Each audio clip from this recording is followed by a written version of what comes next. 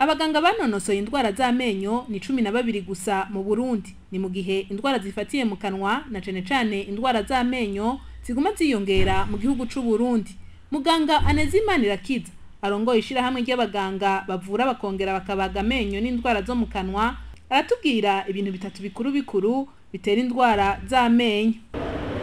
Izo ndwara igituma zigwiririkana birafatiye ku bintu bitatu. Bifatiye ku cambere igwiririkana ry'ibintu byinshi bisosa muri kine gihe ca none abantu dufungura,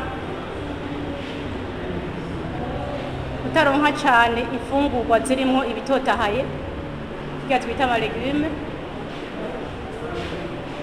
ukunywa itabi cyane biko birafata urugero runini ya mu rwaruka, hanyuma tukongera ko n'indwara nyinshi z'ivyuririzi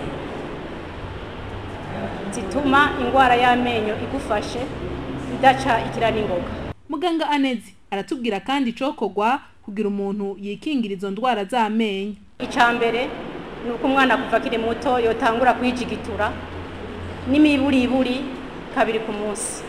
Igikomeye cyane akaba ari kwijigitura imbere yuko agenda kuryama. Nuko kandi twomurinda ibintu byinshi biri mu isukari nka ziyambombo nyinshi tubaha, umenga nizo kubahoza nk'iyo umwana ari kararira cyangwa umuvyeyi atashe agakenera ikintu gisosa zanira umwana, gasuguti, akabombo.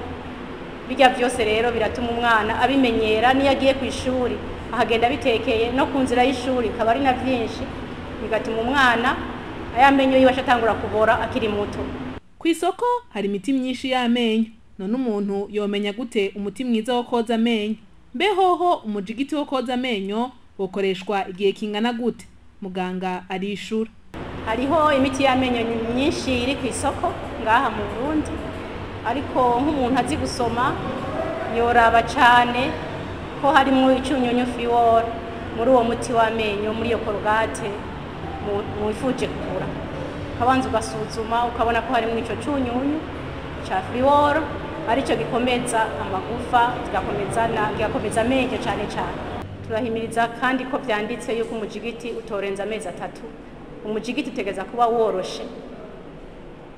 woroshe, tumenyereye yuko umujigiti abantu bazi yuko ari umujigiti ukomeye cyane ugumye umwe winda kugukomeretsa, sivyo. Umujigiti mwiza umujigiti woroshe, kandi hariho n'ubuhinga twigisha bwo kwijigitura aho duhera naho duhereza mu gukora ubwo buhinga bwo kwijigitura. Ubuhinga bwo kwijigitura bwiza n'ubuhinga bwo guhera ku binyigishi uja kumenya, bisigura yuko ari hejuru ku mubangabanga wo hejuru mera hejuru hamanura, ariko umubangabanga wo hasi hera hasi haduza, gutyo ukabikora gushika ku menyo y'inyuma ariyo twita amajigo, kubera ariyo nanone ariyo ahekenya.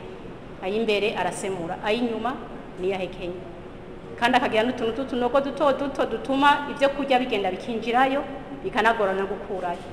Kugira ngo ingorane ziri muri ico gisata zitorega umuti, muganga agasaba leta kongerereza abaganga bakurikirana mwene izo ndwara, abanyagihugu nabo ngo bohimirizwa kwikingira izo ndwara. Turashaka gusaba leta ko yoshiramwo ingufu nyinshi mu vyerekeye uburyo butegekanijwe kurwanya indwara zo twita maladies chroniques, kuko twebwe izo ndwara ziri mu gisata kimwe n'izo ndwara zitwa maladies chroniques, ko yosheyo kongereza uburyo bugenewe kurwanya izo ndwara.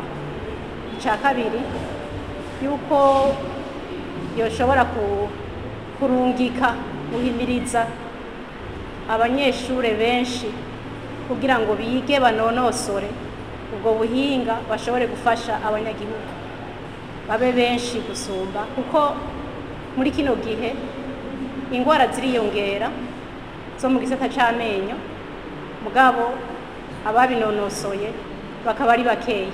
Mwomenya ko kuwa 20 ntwarante uko umwaka utashe amakunga himbaza umunsi mpuzamakungu hariwe amagara meza yo mu kanwa mu Burundi, ukaba wahimbajwe kuri uyu wa 26 ntwarante.